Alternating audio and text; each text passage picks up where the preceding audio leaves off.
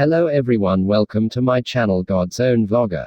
Please support my channel by subscribing and liking the video.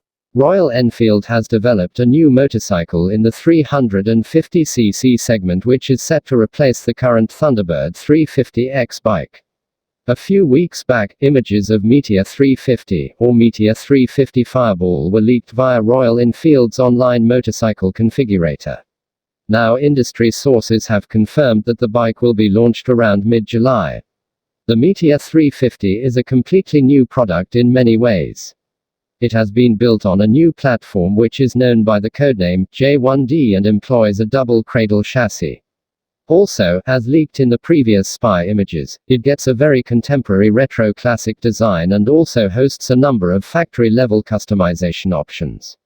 As against the Thunderbird 350X, it gets a new rear fascia, a restyled tank and side panels. Also, the front fender has been chopped shorter and the indicator and brake lamp units have been repositioned and given a different styling. Before going forward, it would really be helpful if you could subscribe my channel.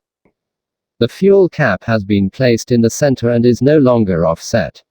Apart from that, also new is the alloy wheel design as it gets Y-shaped spokes and the chain sprockets and discs calipers have switched sides.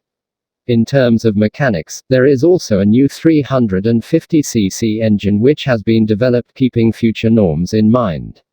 Currently, the company has a 346cc single-cylinder 4-stroke air-cooled fuel injection which is known to develop 19.1 bhp of power at 5,250 rpm and 28 Nm of peak torque at 4,000 rpm.